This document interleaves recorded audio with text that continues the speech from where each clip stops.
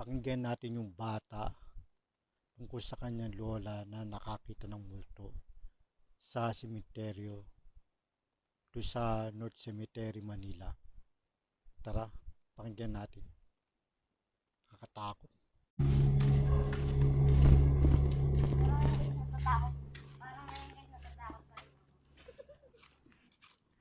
So ayan, medyo first time natin mag-explore sa ganitong oras. Dito siya nagpakita, guys. Oh, so dito, no? Oh, guys, dito po siya nagpakita. Ayun, pag ano po, tinirikan na lang po namin siya. Kasi parang wala po sa kanya dumadalaw. Kaya po siya Sino bang nagpakita. nakakita? Sinong nakakita ng Yung mama ko po.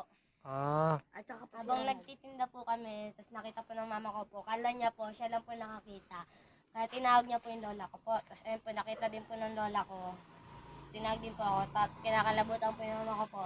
Ayun. ano itsura? Bata, Bata matanda? po siya, nakatingin po siya doon banda. So dito mismo nakatayo, nakaupo. Dito siya, Dito, kita lang ito po mismo. yung kalahati niyang katawan.